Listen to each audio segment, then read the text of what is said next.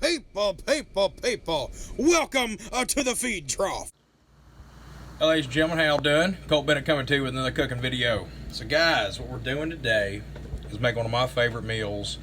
You know, it's one of them deals that it's comfort food, really what it is. We're doing mini meatloafs today. And some mashed potatoes and some peas. And mashed potatoes and peas ain't nothing special. Everybody's done them 100 times. You boil your peas, you boil your potatoes, mash them up. You know how it is. Not together, by the way. But today, I got about 1.5 pounds, some good, just 80-20 regular hamburger. So what I'm gonna do real quick here, start things off. I got a little bitty onion, small little, they're yellow onion, small little yellow onion. I'm gonna cut it up real small, and I like a little onion. Like, you know, a lot of people just put onion powder and stuff in there, which you can do that too. It's totally fine. But I got to where I really like just a little bit of onion in my meatloafs. And I say mini meatloafs today because, well, it's just something that you can do. You're having some friends over or something, or just, you know, whatever you feel like doing, really. But I like doing the mini ones because you can just kind of separate them out if you want a meal prep or something, and they're like one little self-contained meatloaf. You don't have to cut it or nothing like that there. So about half an onion, you know, and here's the other half. It's a pretty small onion. Then about half an onion into the hamburger meat. And I got 2 large eggs. Those are going in. Let's get them cracked. All right, 1 egg, 2 eggs. Eggs are in. Now, I did a cup of garlic infused or just garlic breadcrumbs. You can buy whichever ones you like. You can use panko, you can use Italian, it's whatever you like, but I like the garlic ones. So that goes in to the hamburger meat there. And for spices, a lot of folks, including myself in a pinch, have used a packet of that, oh, you know what it's called, meatloaf seasoning by a store or whatever. That works if you want. It's just got the extra preservatives and crap in it that not everybody wants to eat all the time.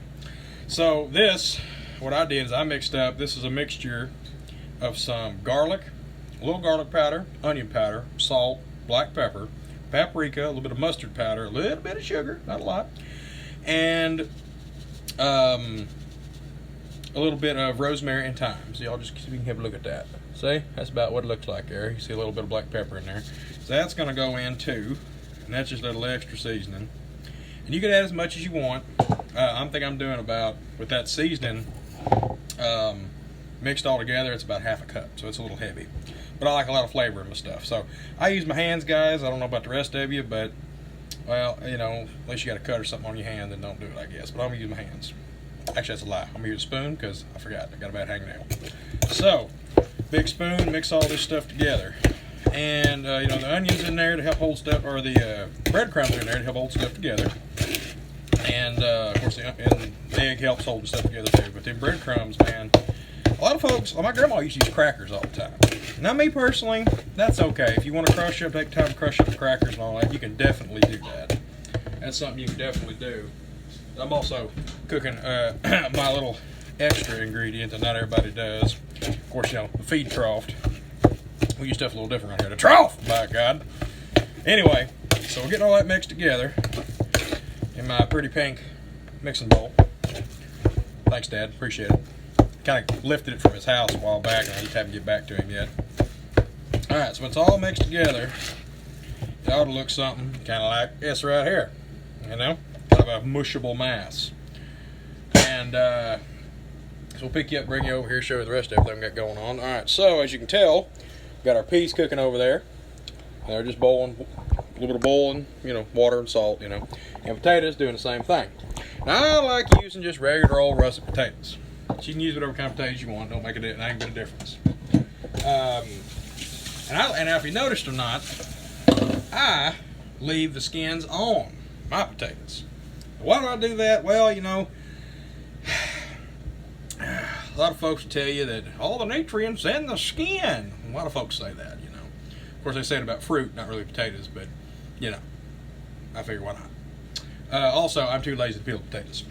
So, that's the other great thing. So, what you're doing now, got all that stuff cooking, got the oven temp preheated to about 350. Oops, sorry. Now it's at 350.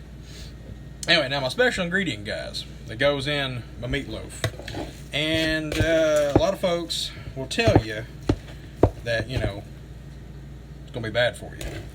It probably is, to be truthful with you. But, you know, there's that age-old saying that there's one particular ingredient that we all come to know and love that makes everything better. And that one particular ingredient is bacon. Specifically, well, this thing's melting my hand, but specifically bacon grease.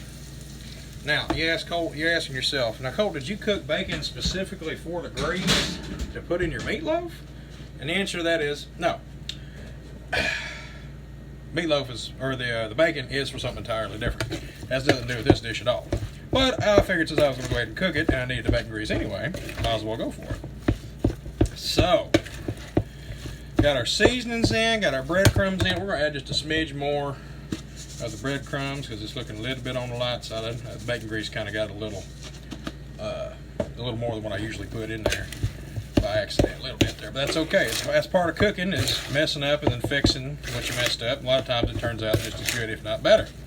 All right, so put about another, you know, I don't know, eighth of a cup of breadcrumbs in there and stir them around. That's back to the consistency I wanted. All right, guys. Whew. Getting warm. Getting warm. All right, now, bacon grease in, special ingredient. All my other stuff's in, so time to make some mini meatloafs. I use just regular non-stick cooking spray and a standard muffin pan.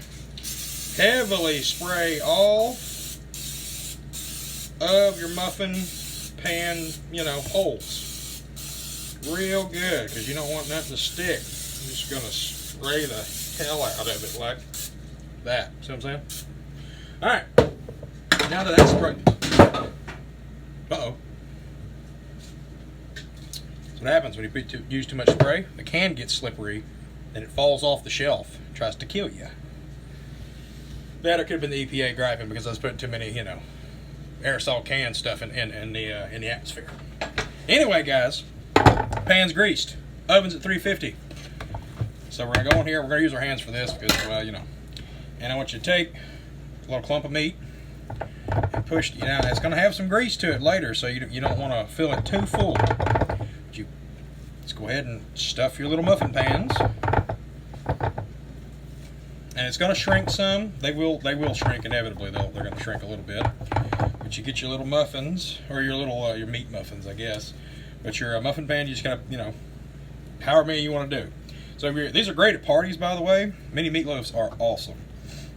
And you can do it with ground pork. You can do it with ground beef. We're using ground beef today, like I said. I've even done turkey, ground chicken, and they make really good little appetizers. A lot of folks really like them at big kitty parties. So we're going to go through and make sure we get all of our pan filled and try to use as much of this filling as we can. Looks like we might have a little too much, but you know, big deal, because it'll just get fried and turn into tacos or something else, you know. I repurpose a lot of food, a lot. When I got a little extra laying around here, you know, it gets, at the end of the week, it might get tossed into a skillet, or it might get tossed into a pot of soup. You never know, you know. When you grow up a little, you know, little on the poorer side, you gotta do what you gotta do. And sometimes, well, they also you don't waste. Like, I'm a big fan of leftovers. Don't get me wrong. All right, so we got a little bit of that meat. Well, no, a little bit of that meat left. Meat loaf concoction left, and that will probably, I'll just toss it in with breakfast in the morning, probably. You know. All right. Get my hands cleaned up here just a little bit. All right. Now, looks like our potatoes and everything coming along quite nicely, and we got ourselves a meatloaf. So guys, we're gonna this is going in the oven at 350. Approximately 20 minutes later, after the dog ran off with my spatula and my hat, the asshat making this video says, "Hey y'all, back again, like you guys had to wait the whole 20 minutes for me to get done with my meatloafs." How y'all doing, ladies and gentlemen? Back again. And we got everything done. The meatloafs turned out just perfect. They look awesome. Why don't y'all take a look at that? Since that look just pretty. Oh yeah, little salt and pepper on top. Nice little tiny meatloafs on a bed of mashed potatoes with some peas. One of my favorite meals of all time. Guys, man, you can portion this out for meal prep and make it as healthy or as unhealthy as you want, as you saw. But guys, look, I love you. Y'all keep cooking, you hear?